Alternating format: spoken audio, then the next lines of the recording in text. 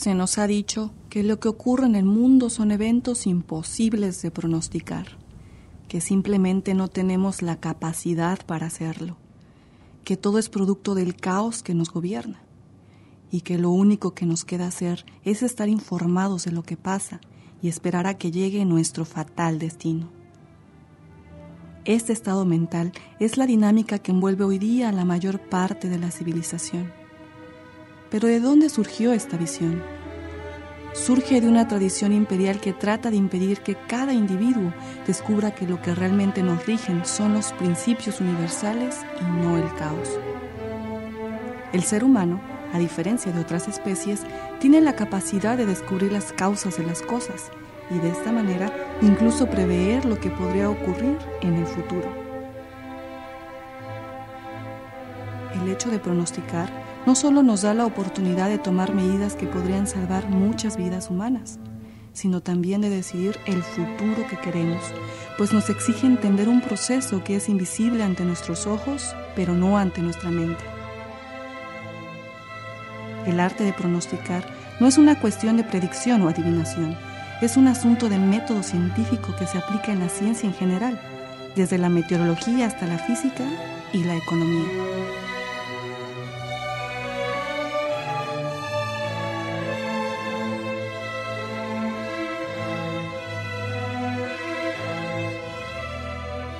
Desde la década de los 50 hasta la fecha, Lyndon LaRouche se ha caracterizado por ser un estadista y pronosticador de corto y largo plazo.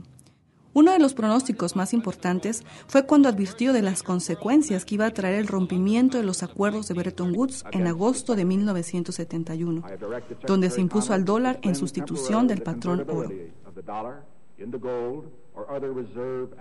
Él declaró que el resultado sería no una nueva crisis cíclica, sino más bien una crisis sistémica, una crisis general de desintegración del sistema global.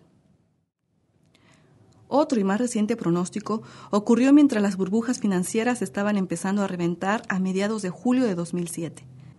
LaRouche declaró que el sistema monetario internacional estaba en proceso de desintegrarse y que lo que aparecía como el valor de las acciones y de mercado en los mercados financieros internacionales eran puras creencias ficticias y que solo un cambio fundamental y súbito del sistema monetario financiero mundial podía impedir un derrumbe inmediato de reacción en cadena.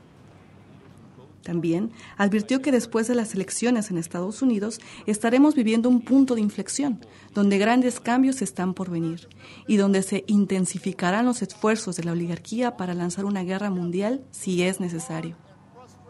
Sin embargo, en este video no vamos a describir los hechos que avalan o demuestran que estos pronósticos fueron precisos. Te invito a pensar en el futuro.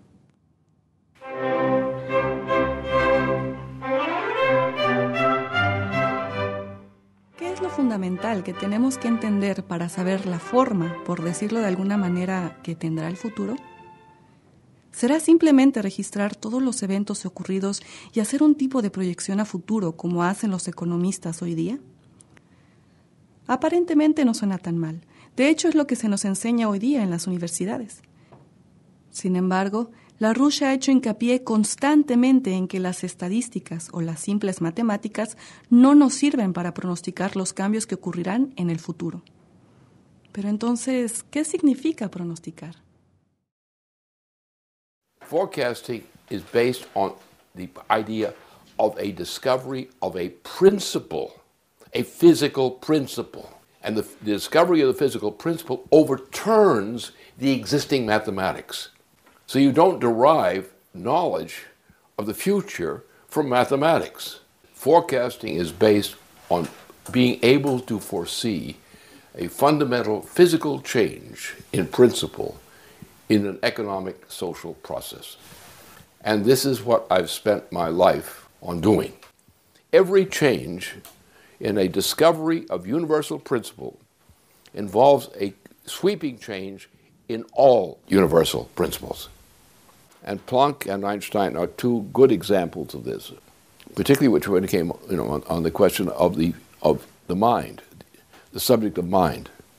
Forecasting human processes requires something outside human sense perception in order to forecast a sense perceptible effect. That's the only way you can forecast.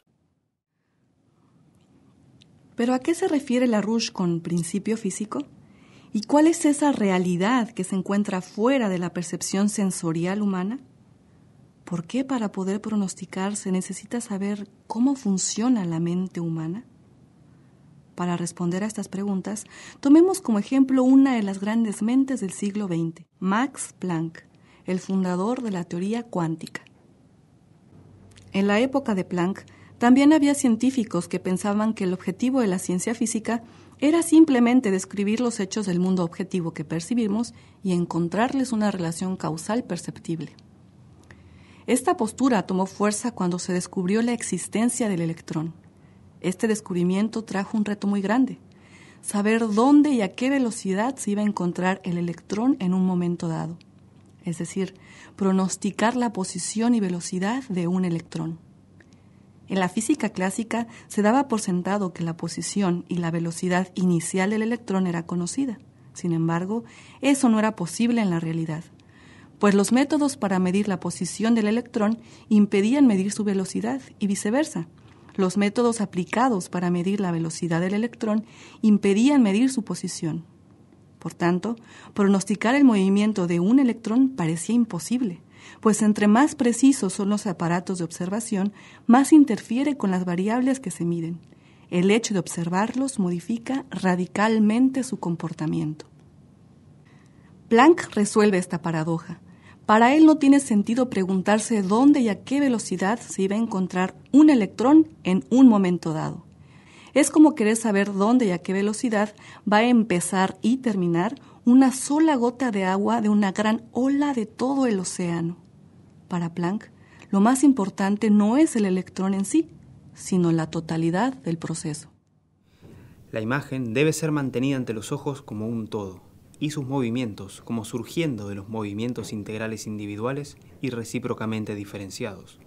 De aquí se deduce que no es la fuerza local, como en la mecánica newtoniana, sino la fuerza integral, es decir, la potencial, la que es miembro de la ecuación fundamental. Esta visión requiere que se sustituya la idea newtoniana de partículas aisladas por un sistema de ondas cuánticas, que posteriormente da lugar a lo que se conoce como funciones de onda cuántica. Estas ecuaciones permiten determinar las condiciones iniciales y finales para todo momento y lugar en cualquier espacio-tiempo. Sin esto, hoy no podríamos entender los procesos atómicos. Para los científicos que jamás descubrieron nada, la realidad física es lo que los sentidos y los instrumentos indican, y la construyen a partir de una sucesión de hechos aislados. Pero el método de pronóstico de Max Planck entonces y de LaRouche hoy no considera los hechos como el resultado inmediato de la medición sensorial, sino como el resultado de un proceso intelectual.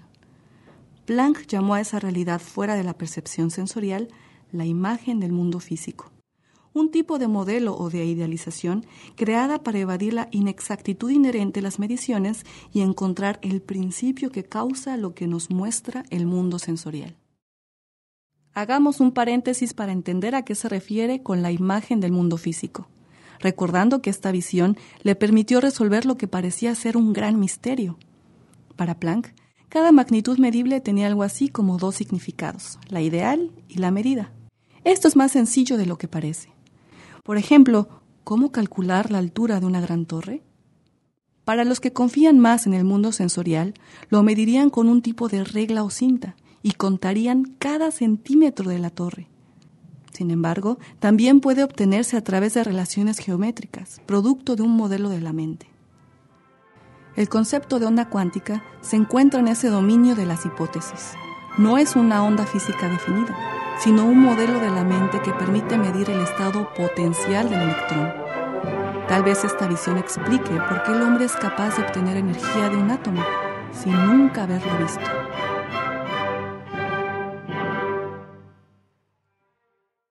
El hombre que tiene ante sí una serie de resultados obtenidos mediante un proceso experimental debe forjarse una imagen de la ley que persigue y debe estructurarla en una hipótesis imaginativa. Una y otra vez se derrumba el plan imaginario sobre el que se intenta edificar ese orden, y entonces hay que intentar otro. Esta visión imaginativa y esa fe en el triunfo son indispensables. Si la clave está en saber cómo funciona la mente humana para crear estas estructuras, la pregunta es, ¿cómo es que conocemos?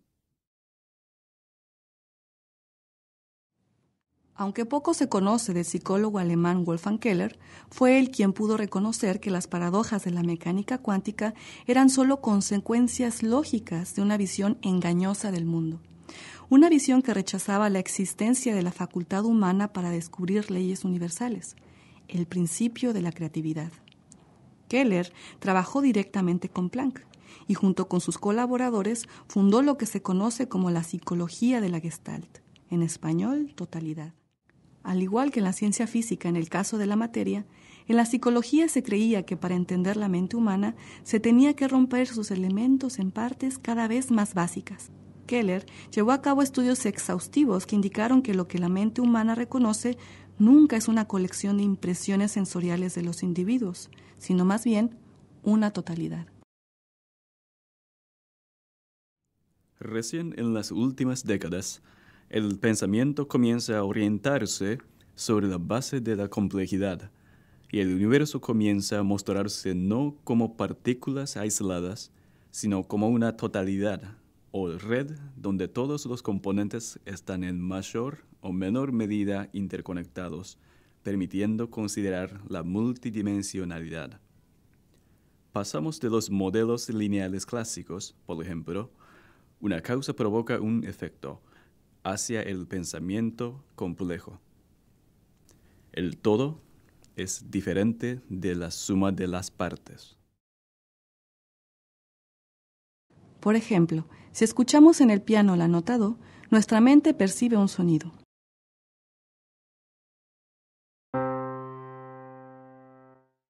Cuando después se toca la nota mi, la mente percibe otro sonido.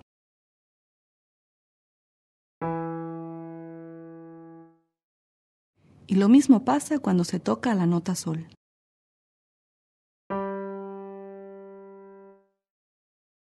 Pero cuando se tocan al mismo tiempo, ¿qué percibe la mente? La nota sol, mi o do. ¿Podríamos decir que es simplemente la suma de todas? ¿Acaso la mente separa las notas y las percibimos aisladamente? ¿O concibe lo que en la música se conoce como acorde, es decir, una totalidad?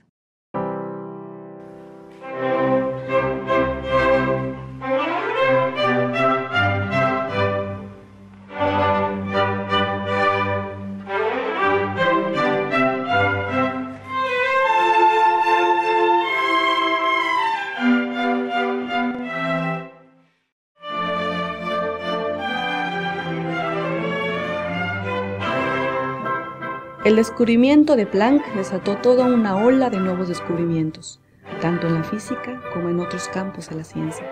De hecho, fue Planck quien le abrió las puertas a la teoría de la relatividad especial de Albert Einstein. Ambos formularon las nuevas bases de la física moderna, que aún hoy sigue revolucionando nuestro entendimiento del universo y del propio ser humano.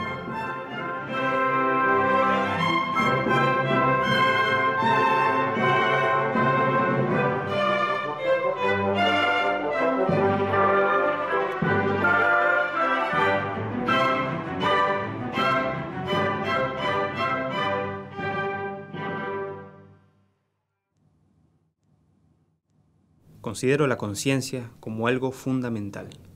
Considero que la materia es un derivado de la conciencia. Todo lo que consideramos como existente demanda la conciencia. El desarrollo de la inteligencia es el desarrollo del arte de un pensamiento exitoso. La visión y descubrimientos de Planck y Keller nos plantean una nueva pregunta que podríamos llamar paradoja. Si para entender cómo funciona la mente humana no podemos simplemente dividirla en partes cada vez más pequeñas, sino tiene que entenderse como una totalidad integral, al igual que el movimiento de los electrones, ¿qué es realmente lo que descubrió Planck? ¿El funcionamiento de la mente humana o el funcionamiento de la materia? ¿Acaso lo que dijo Johannes Kepler, el fundador de la astrofísica, hace ya más de 3 siglos, es lo que está detrás del descubrimiento de Planck? Contemplamos cómo Dios, a la manera de nuestros actuales arquitectos. Al ponerse a construir el mundo con un orden y una norma, hizo cada cosa con tal medida como si el arte no imitase a la naturaleza, sino como si el propio Dios atendiese al modo de construir del hombre que había de venir después.